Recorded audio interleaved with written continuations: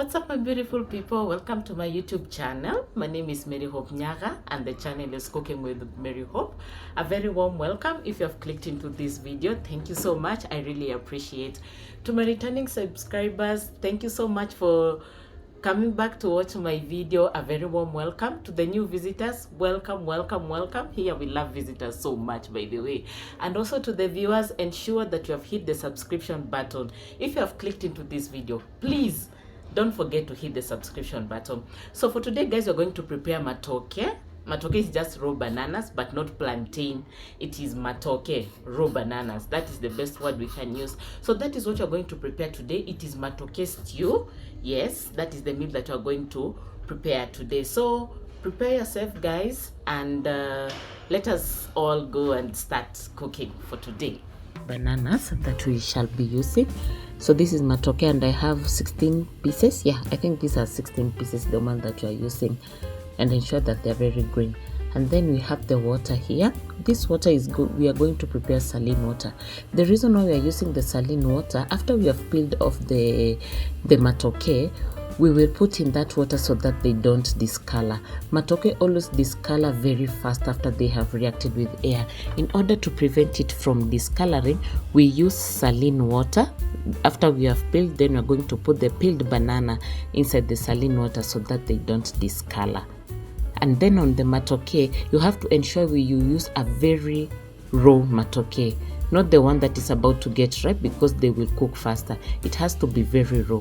And then we are going to put vegetable oil on our hands, because matoke always has a very green substance that always makes the hands very sticky. In order to prevent it, we are going to put the vegetable oil in our hands.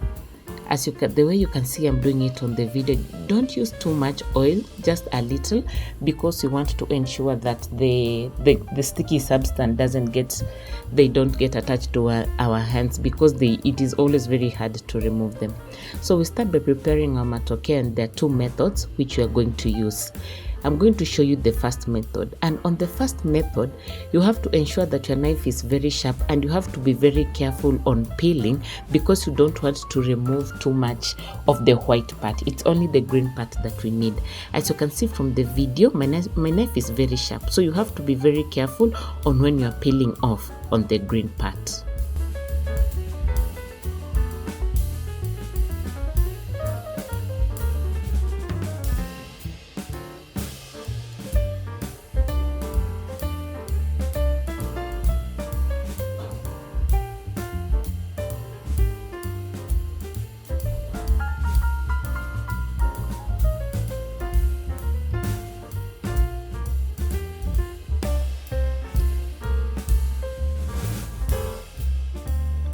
Then after we have peeled off, for mine I'm going to split it into two, at least 2 inches. It is the best, the one that we can use.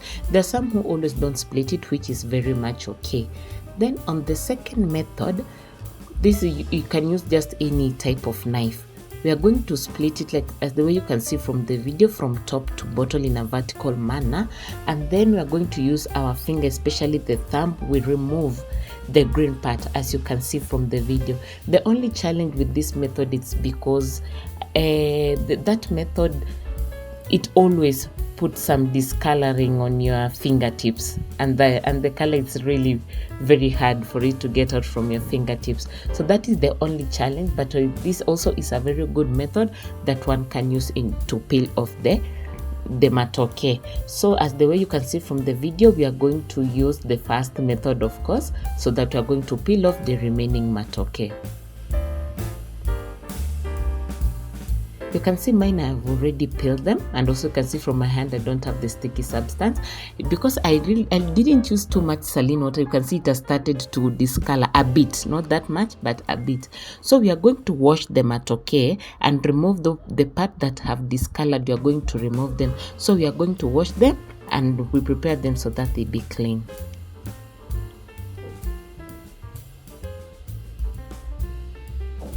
So we are going to start by washing them, and this is the way that you wash them. Ensure that you press them as you put them in the water. As you can see from the video, this is going to remove a little bit of the part of the darkish part, and we are going to wash them 2 times. This is the first round that we are washing the matoke. We are going to to drain off the water, and then we wash it on the second round.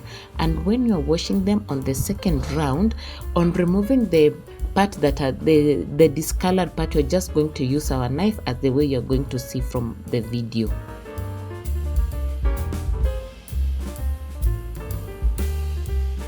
We are going to use our knife and remove the discolored part, and ensure again you are removing it very carefully so that you don't remove a lot of the white part. In Kiswahili tunasema usitoe nyama mingi, just remove just a little, and then you are going to put them aside. And as you are putting them aside, make sure that the place that you are putting them, it is in saline water, because remember we have to stew. We prepare the stew first as we put them, so ensure the place that you are putting them, it has to be in saline water.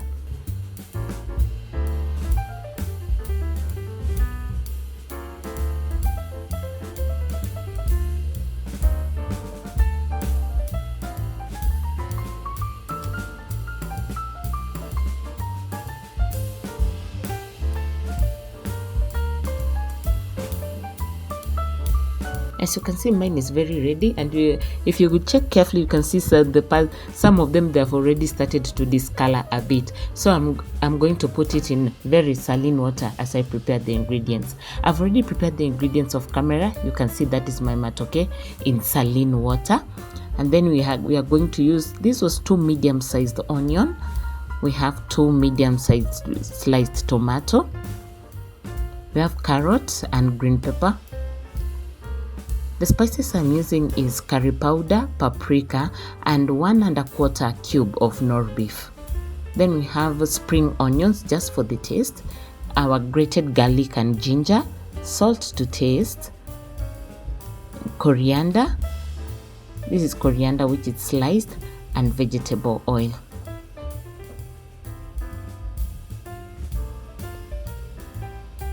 So we will start first by putting in the vegetable oil in the cooking pot, so that we are going to allow it to preheat a little, just for around 15 seconds. It's okay. If you can put the onion just right away, it's still very okay. So we are going to put in our onions, and then we fry them. As usual, our onions, they have to fry until they are golden brown in order to give our stew a very nice taste. We mix them well to ensure that the onions are covered very well with oil.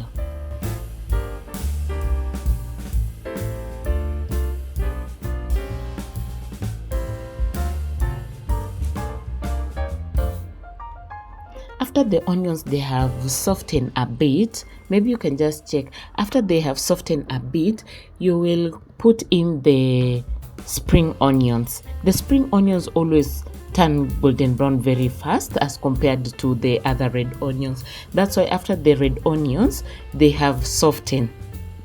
You'll just check they have softened. That is when you're going to put in our spring onions, so that when they are turning to golden brown, they're going to turn and give an even color. And at this point now, I'm putting in my grated garlic and ginger. And for grated garlic and ginger also, they always turn to golden brown very fast as compared to the red onions. So immediately when the red onions are starting to turn to golden brown, that is when you're going to put in the grated ginger or crushed ginger and garlic, so that we can get an even color. If you put them together with the red onions, the ginger and the garlic, they are going to turn to golden brown faster, and the red onions will not have turned to golden brown. And remember, our onions have to turn to golden brown in order to get a good taste. After they have turned to golden brown, we put in our tomato, stir well so that they can mix up very well in order to get a good stew.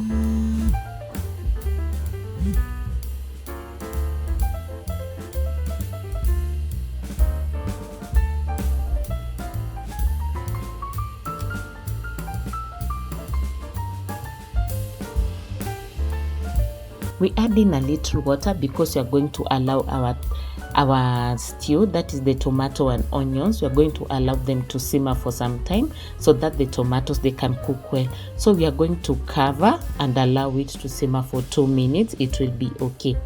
After the 2 minutes, you can check that our tomato has really cooked so well. The tomato that I used, it really had a lot of soap. I can say that because it has cooked so nicely. At this point, we are going to put in our carrot and green pepper, and also we are going to put in the spices that we are using. All the spices that we are using, we are going to put it at this moment and allow them to cook so nice so that we can get a good fragrance.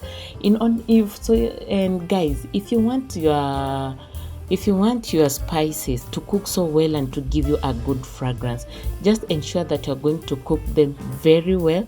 You're going to cook them so nicely at this moment. So after we have mixed them so well, you're going to allow them to cook, and we also put salt to taste, and you're going to get a very good fragrance from the spices.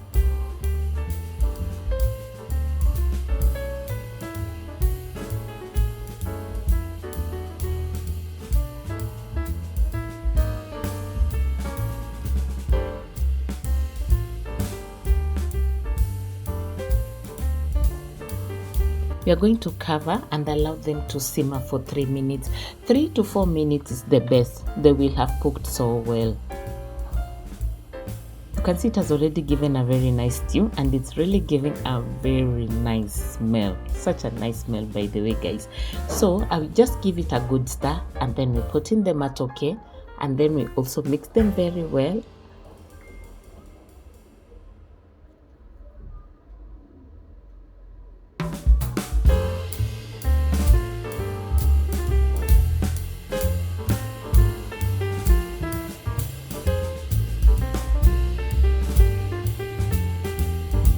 We put in our matoke and we mix them very well so that it can mix up together with the stew that we have prepared. Ensure you give it a good stir so that it can mix up well.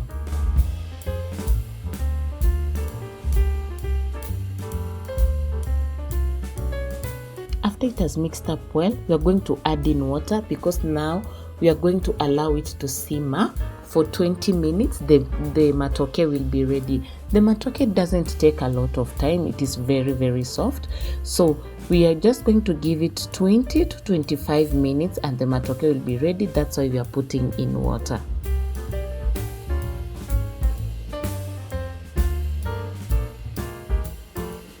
We are going to cover it and allow it to simmer for 25 minutes. After 25 minutes, you can see that my matoke is ready. It has already turned to color yellow. It's not about the spices, no. Matoke, after it has ripened, it always turns to color yellow. So at this point, you can see that it is very much ready. I'm putting off the heat and then we put in our coriander so that it can, then we mix it up well. We cover it for some time and allow it to cool. And it is giving out a very nice smell, by the way. So tasty.